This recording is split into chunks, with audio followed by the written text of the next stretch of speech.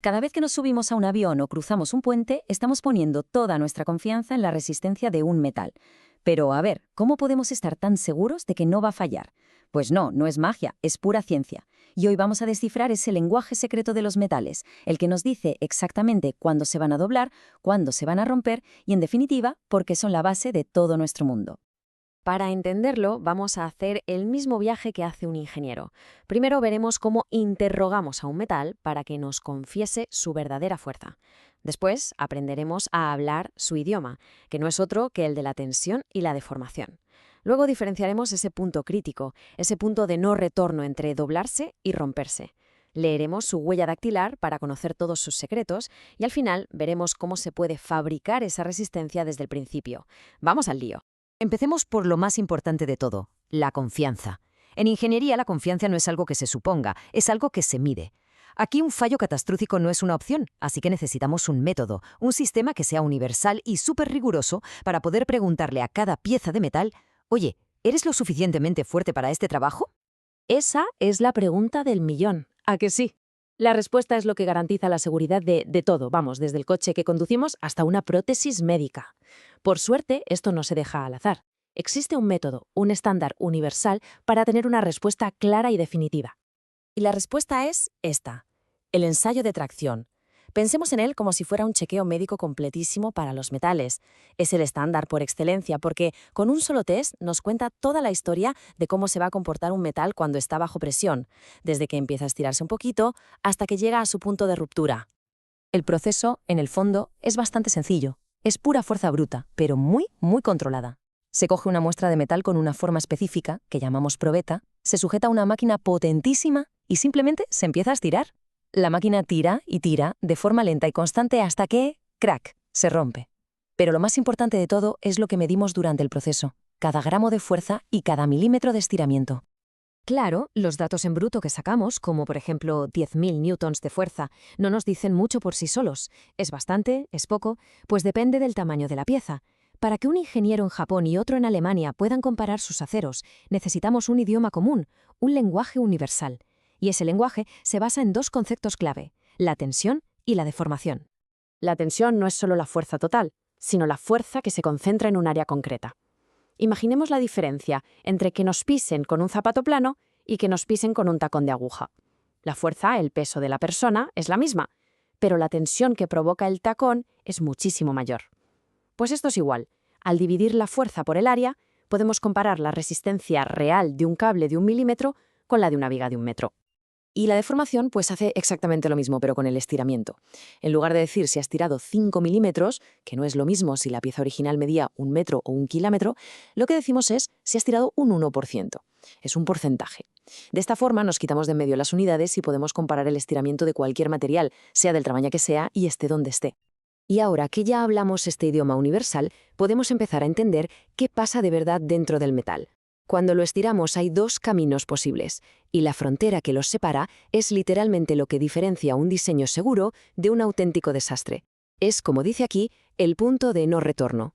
Primero tenemos la deformación elástica. Esto es fácil, es como una goma del pelo. La estiras, la suelcas y vuelve a su sitio. A nivel de los átomos lo que pasa es que los enlaces se tensan pero no llegan a romperse. Pero si aplicamos demasiada fuerza, cruzamos esa línea invisible y entramos en la deformación plástica. Esto es como doblar un clip. Una vez doblado, ya no vuelve a su forma original. Los átomos se han movido a sitios nuevos y ahí se quedan. El daño es permanente. Y aquí es donde la magia ocurre de verdad. Si cogemos todos los datos de tensión y deformación y los ponemos en una gráfica, lo que obtenemos es una curva. Y esa curva no es solo un dibujo, es la biografía completa del metal, su firma personal. Cada subida, cada tramo plano, cada bajada, todo nos cuenta un secreto sobre cómo es y cómo se comporta. Exacto. Este diagrama es, digamos, el gran premio del ensayo. Un acero para herramientas tendrá una curva súper distinta al aluminio de una lata de refresco. Aprender a leer esta gráfica es como aprender a leer el ADN de un material. Y eso es justo lo que vamos a hacer ahora. A ver, fijémonos en los puntos clave. La primera parte, la que es una línea recta, es la zona segura, la zona elástica. Cómo de inclinada sea esa línea nos dice si el material es muy rígido o no. Pero ojo, hay que fijarse en ese codo donde la línea empieza a curvarse. Ese es el límite elástico, el famoso punto de no retorno. A partir de ahí, cualquier deformación ya es para siempre. Y el punto más alto de toda la curva es su momento de máxima gloria, la tensión más alta que puede aguantar antes de empezar a rendirse. Claro, en el mundo real las cosas no son tan perfectas. Esa transición de elástico a plástico no es un interruptor de encendido y apagado, es más bien una curva suave. Entonces, ¿dónde ponemos el límite exacto?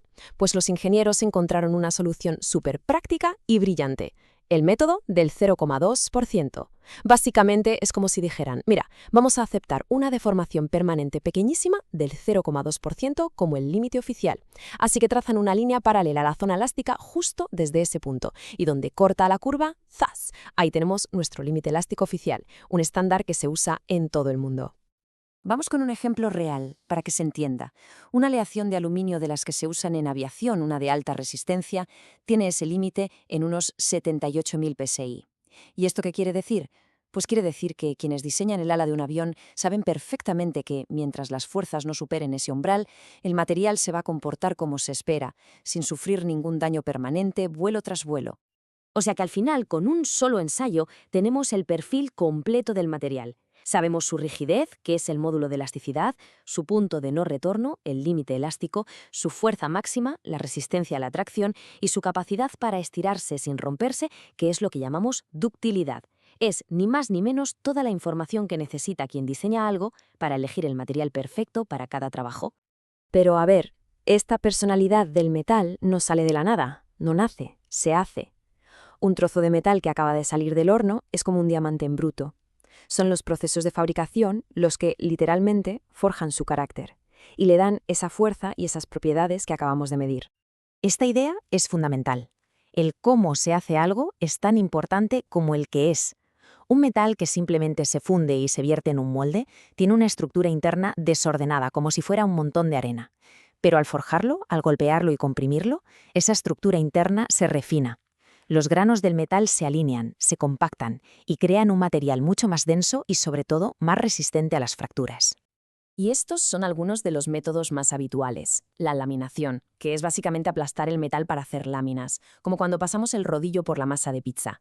La forja, que es darle golpes para crear formas complejas y muy resistentes. Y la extrusión, que es empujar el metal a través de un molde como si fuera una manga pastelera gigante para hacer churros. Todos estos procesos manipulan la estructura interna del metal para darle la forma y, lo más importante, la resistencia que buscamos. Y esto nos lleva al dilema final de cualquier ingeniero. ¿Qué es mejor? ¿Un material increíblemente resistente pero que se rompe de golpe sin avisar? ¿O uno que quizás sea un poco menos fuerte pero que se dobla, se deforma y nos da señales claras de que algo va mal antes de fallar del todo? Pues no hay una respuesta única. La elección correcta depende de si estás diseñando un bisturí o el chasis de un coche. Y encontrar ese equilibrio perfecto, bueno, esa es la verdadera esencia de la ingeniería.